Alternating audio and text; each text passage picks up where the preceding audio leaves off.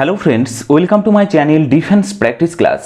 Defence practice class চ্যানেলের তরফ থেকে তোমাদের সবাইকে জানাই স্বাগত। প্রত্যেক দিনের মতো আজকেও চলে এসেছি আরেকটি নতুন ক্লাস নিয়ে। আজকের এই ক্লাসে আমরা আলোচনা করতে চলেছি পশ্চিমবঙ্গ গ্রাম পঞ্চায়েত এক্সাম সম্বন্ধে 30+ অতি গুরুত্বপূর্ণ এমসিকিউ প্রশ্ন উত্তর। যে প্রশ্নগুলো খুবই গুরুত্বপূর্ণ এবং সিলেক্টেড প্রশ্ন তোমাদের এক্সামের জন্য।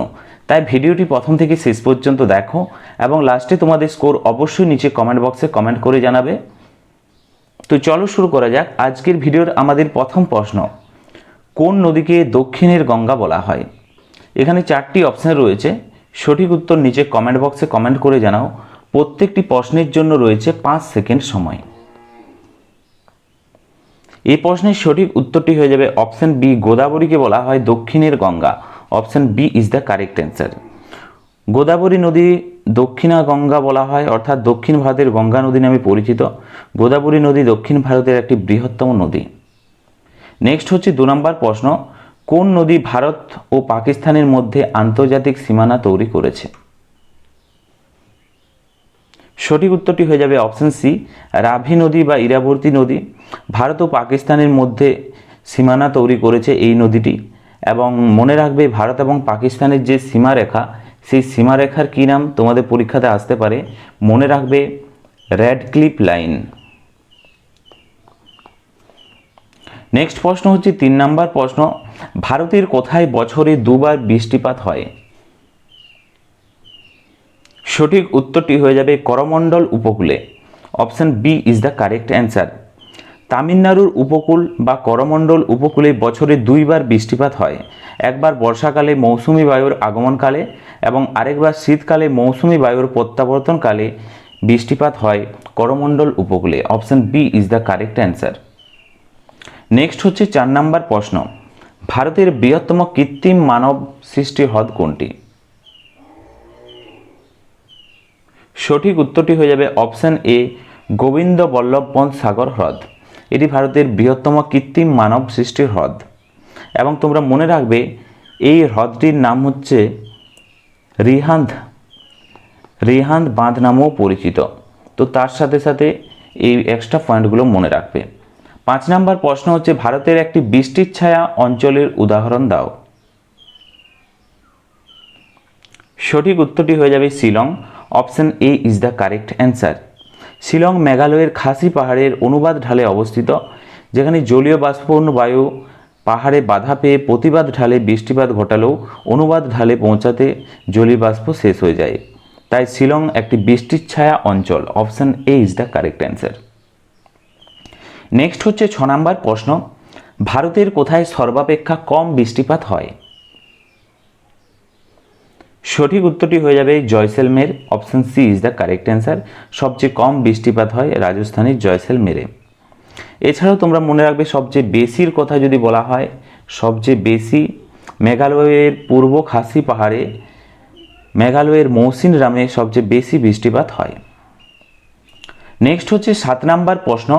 ভারতের শীতলতম স্থান কোনটি? সঠিক উত্তরটি হয়ে যাবে দ্রাস।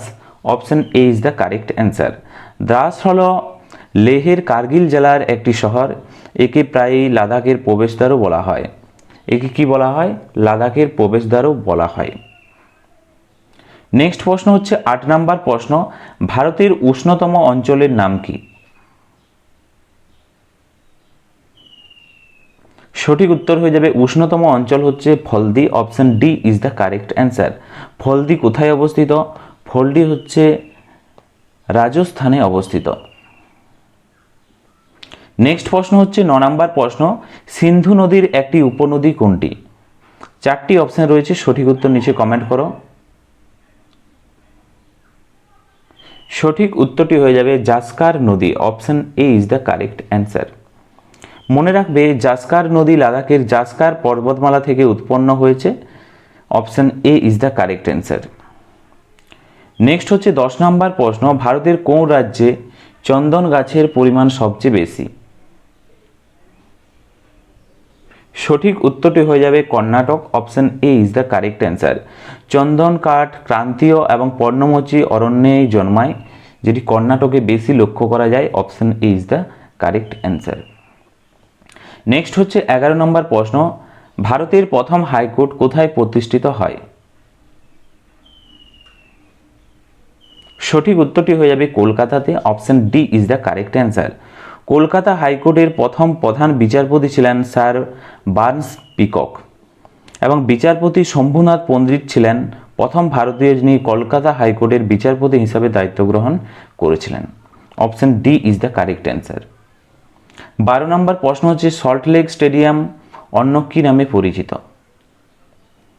ভারতের যে বিখ্যাত ক্রিকেট বা ফুটবল স্টেডিয়াম রয়েছে সেখান থেকে প্রশ্ন আসে কী নামে পরিচিত এবং কোথায় অবস্থিত, এ ধরনের প্রশ্ন এসে থাকে। রাইট অ্যান্সার হয়ে যাবে এখানে Vivekananda Yuba Bharati Krirangan. Option A is the correct answer. মনে রাখবে ভারতের পশ্চিমবঙ্গ রাজ্যের বিধাননগরে অবস্থিত এই বহুমুখী ব্যবহারযোগ্য স্টেডিয়ামটি হচ্ছে যুব ভারতীয় ক্রীড়াঙ্গন। কলকাতার নেতাজি সুভাষ আন্তর্জাতিক বিমানবন্দর থেকে এটি 13 কিলোমিটার দূরে অবস্থিত, অর্থাৎ দমদম এয়ারপোর্ট থেকে 13 কিলোমিটার দূরে অবস্থিত।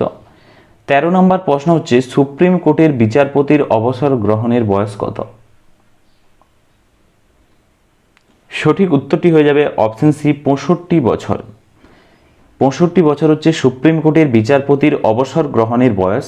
এছাড়াও মনে রাখবে ভারতের হাইকোর্টের বিচারপতিরা 62 বছর বয়স না হওয়া পর্যন্ত দায়িত্ব পালন করে, অর্থাৎ 62 বছর হচ্ছে ভারতের হাইকোর্টের বিচারপতিদের অবসরের বয়স। নেক্সট হচ্ছে 14 নম্বর প্রশ্ন, বর্তমানে ভারতের কোন রাজ্যকে বাঘ রাজ্য বলা হয়? সঠিক উত্তরটি হয়ে যাবে মধ্যপ্রদেশ রাজ্যকে বলা হয়। 2017 সালে মধ্যপ্রদেশে ভারতের বাঘ রাজ্য হিসেবে পরিচিত ছিল 2017-তে। মনে রাখবে টাইগার রিজার্ভ হ্রাসের কারণে মধ্যপ্রদেশে ভারতের বাঘ রাজ্য হিসেবে প্রথম স্থান পেয়েছিল। Option A is the correct answer. এবং বর্তমানের কথা যদি বলা হয় কোন রাজ্যকে বাঘ রাজ্য বলা হয়, বর্তমানে মধ্যপ্রদেশকেই বলা হয়। এবং আরেকটি রাজ্যকে বলা হয় সবচেয়ে বেশি বাঘ লক্ষ্য করা যায়, সেখানে কর্ণাটকেও সবচেয়ে বেশি বাঘ লক্ষ্য করা যায়। নেক্সট হচ্ছে 15 নম্বর প্রশ্ন, মীনাক্ষী মন্দির কোথায় অবস্থিত? খুবই গুরুত্বপূর্ণ প্রশ্ন। ভারতের যে বিখ্যাত মন্দিরগুলো রয়েছে সেখান থেকে প্রশ্ন আসে কোথায় অবস্থিত। তাছাড়াও মন্দির ছাড়াও মসজিদ কোথায় অবস্থিত সেটার থেকেও প্রশ্ন আসে। তোমরা যদি নিচে কমেন্ট বক্সে কমেন্ট করো, আমি তোমাদের জন্য একটি স্পেশাল ভিডিও বানিয়ে দেবো মন্দির ও মসজিদ সম্বন্ধে। এই প্রশ্নের সঠিক উত্তরটি হয়ে যাবে Tamil Nadu. Option A is the correct answer. Meenakshi মন্দির হলো একটি প্রাচীন হিন্দু মন্দির যা তামিলনাড়ুর মাদুরাইতে অবস্থিত। Option A is the correct answer. মনে রাখবে মাদুরাই শহরটি দক্ষিণ ভারতের কাশী নামেও পরিচিত। নেক্সট হচ্ছে 16 নম্বর প্রশ্ন, লন্ডন কোন নদীর তীরে অবস্থিত? সঠিক উত্তরটি হয়ে যাবে অপশন বি, টেমস নদীর তীরে অবস্থিত হচ্ছে লন্ডন শহরটি। টেমস নদী হচ্ছে আইসিস নদী নামেও পরিচিত টেমস নদীটি। 17 নম্বর প্রশ্ন হচ্ছে, আফগানিস্তানের রাজধানীর নাম কি? আগেও তোমাদেরকে বলেছিলাম বিভিন্ন যে দেশ বা আন্তর্জাতিক যে দেশগুলো রয়েছে তাদের রাজধানীর নাম, তাদের মুদ্রার নাম এবং তাদের যে পার্লামেন্ট সে পার্লামেন্টের নাম সেখান থেকে প্রশ্ন এসে থাকে। এখানে বলেছে আফগানিস্তানের রাজধানী হচ্ছে Kabul. Option A is the correct answer. মনে রাখবে কাবুল আফগানিস্তানের বৃহত্তম একটি শহর এবং এটি সমুদ্রপৃষ্ঠ থেকে অনেক উঁচুতে অবস্থিত। Option A is the correct answer. 18 নম্বর প্রশ্ন হচ্ছে, মশলা শহর কাকে বলে? সঠিক উত্তরটি হয়ে যাবে অপশন এ, কেরলকে বলা হয় মশলার শহর। Option A is the right answer. 19 নম্বর প্রশ্ন হচ্ছে, শ্রীহরিকোটা কোন রাজ্যে অবস্থিত? রাইট অ্যান্সার হয়ে যাবে অন্ধ্রপ্রদেশে অবস্থিত Sriharikota. Option A is the correct answer. এবং কোন জেলাতে যদি বলা হয়, মনে রাখবে নেল্লোর জেলাতে অবস্থিত শ্রীহরিকোটা, অন্ধ্রপ্রদেশের নেল্লোর জেলাতে। নেক্সট হচ্ছে 20 নম্বর প্রশ্ন, আরটিআর অ্যাক্ট কোন বছর থেকে শুরু হয়? খুবই গুরুত্বপূর্ণ প্রশ্ন। Right two information act, RTR এর ফুল ফর্ম। মনে রাখবে এটি 2005 সাল থেকে শুরু হয়। Option B is the correct answer. Next হচ্ছে 21 নম্বর প্রশ্ন, ভারতের আয়রন ম্যান বা লৌহ মানব হিসাবে কে পরিচিত? সঠিক উত্তরটি হয়ে যাবে option A is the correct answer, Sardar Vallabhbhai Patel. স্বাধীনতার পর 562টি দেশের যে রাজ্য ছিল সেই রাজ্যকে একত্রিত করে অখণ্ড ভারত গঠনে তার অসামান্য অবদানের জন্য তাকে ভারতের লৌহ মানব বা আয়রনম্যান বলা হয়। এছাড়াও আসতে পারে স্ট্যাচু অফ ইউনিটি কোথায় অবস্থিত? গুজরাটে অবস্থিত, সেটা হচ্ছে সর্দার বল্লভভাই প্যাটেলের মূর্তি। নেক্সট হচ্ছে 22 নম্বর প্রশ্ন, বিশ্ব পরিবেশ দিবস কবে পালিত হয়? সঠিক উত্তর হয়ে যাবে অপশন এ 5ই জুন বিশ্ব পরিবেশ দিবস হিসাবে পালন করা হয়। একটি সুস্থ জীবনের জন্য প্রকৃতির সুরক্ষা এবং পরিবেশ রক্ষার জন্য পালন করা হয় প্রত্যেক বছর 5ই জুন। নেক্সট হচ্ছে 23 নম্বর প্রশ্ন, গরম পানি অভয়ারণ্য কোথায় অবস্থিত? বিভিন্ন যে অভয়ারণ্য এখান থেকেও প্রশ্ন এসে থাকে, রাইট অ্যান্সার হয়ে যাবে আসামে গরম পানি বন্য অভয়ারণ্যটি অবস্থিত। এবং মনে রাখবে এই অভয়ারণ্যটি কী জন্য বিখ্যাত? কী জন্য বিখ্যাত গরম পানি অভয়ারণ্য? তোমরা নিচে কমেন্ট বক্সে কমেন্ট করে জানাও। নেক্সট হচ্ছে 24 নম্বর প্রশ্ন, সিংহল কোন দেশের পূর্ব নাম? সঠিক উত্তরটি হয়ে যাবে শ্রীলঙ্কার পূর্ব নাম হচ্ছে Sinhala, option A is the correct answer. Next প্রশ্ন হচ্ছে 25 নম্বর প্রশ্ন, হীরাকুন্দ প্রকল্প কোন নদীর উপর অবস্থিত? সঠিক উত্তরটি হয়ে যাবে Mahanadi, option A is the correct answer. Orissa রাজ্যে অবস্থিত এই হীরাকুন্দ বাঁধটি বিশ্বের অন্যতম দীর্ঘতম একটি মাটির বাঁধ। নেক্সট প্রশ্ন দেখো 26 নম্বর প্রশ্ন, ভারতের জাতীয় সঙ্গীত জনগণ মন কত সেকেন্ডে গাওয়া হয়? সঠিক উত্তরটি হয়ে যাবে 52 second, option A is the correct answer. জনগণ মন বিশ্বকবি রবীন্দ্রনাথ ঠাকুর দ্বারা রচিত এবং এটি 1911 সালের 27শে ডিসেম্বর জাতীয় সঙ্গীত কংগ্রেসের কলকাতা অধিবেশনে গাওয়া হয়েছিল 1911 সালে। নেক্সট হচ্ছে 27 নম্বর প্রশ্ন, ভারতের রাষ্ট্রগীত কোনটি? জাতীয় সং কোনটি? আগেরটা ছিল জাতীয় অ্যান্থাম, জাতীয় স্রোত, এবং এটি হচ্ছে জাতীয় গীত, জাতীয় সং। সঠিক উত্তর হয়ে যাবে Bande Mataram, option B is the correct answer. এটি রচনা করেন বঙ্কিমচন্দ্র চট্টোপাধ্যায়। আনন্দমঠ উপন্যাস থেকে 1882 সালে নেওয়া হয়েছে, option B is the correct answer. 28 নম্বর প্রশ্ন, ইতিহাসের দেখো, হুমায়ুন নামা কার লেখা? সঠিক উত্তরটি হয়ে যাবে গুলবদন বেগমের লেখা, option A is the correct answer. Gulbadan Begum ছিলেন মোগল সম্রাট বাবরের কন্যা, option A is the correct answer. Next হচ্ছে 29 নম্বর প্রশ্ন, প্রোটন কণা কে আবিষ্কার করেন? সঠিক উত্তরটি হয়ে যাবে এখানে Rutherford, option A is the correct answer.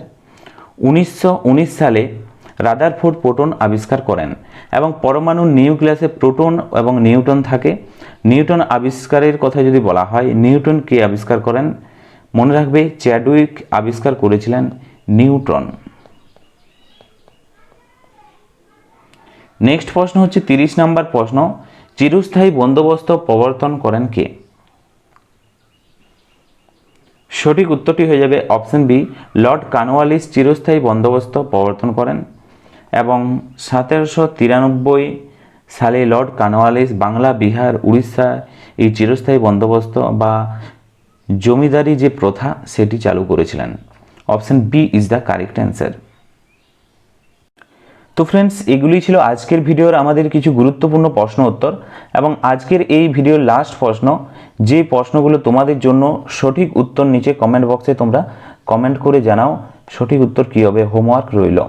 প্রথমত হচ্ছে ন্যাশনাল অ্যান্থম জনগণ মন, ন্যাশনাল অ্যান্থম জাতীয় স্রোত, এটি গাইতে কত সেকেন্ড সময় লাগে? নিচে কমেন্ট বক্সে কমেন্ট করো যে কত সেকেন্ড সময় লাগে এটি গাইতে। নেক্সট হচ্ছে বন্দে মাতরম, বন্দে মাতরম জাতীয় সং, এটি গাইতে কত সেকেন্ড সময় লাগে সেটাও নিচে কমেন্ট বক্সে কমেন্ট করো। এই দুই প্রশ্ন তোমাদের হোমওয়ার্ক রইল। জনগণ মন গাইতে কত সময় লাগে এবং বন্দে মাতরম গাইতে কত সেকেন্ড সময় লাগে, এটা তোমাদের হোমওয়ার্ক রইল। এবং আজকে তোমরা 30টি প্রশ্নের মধ্যে কত স্কোর করতে পারলে সেটাও নিচে কমেন্ট বক্সে কমেন্ট করে জানাবে। ভিডিওটি ভালো লাগলে অবশ্যই লাইক করো এবং তোমাদের বন্ধুদের সাথে ভিডিওটি শেয়ার করতে পারো। তো আজকের ভিডিওটি এখানেই শেষ করছি। Thank you for watching. জয় হিন্দ, জয় ভারত।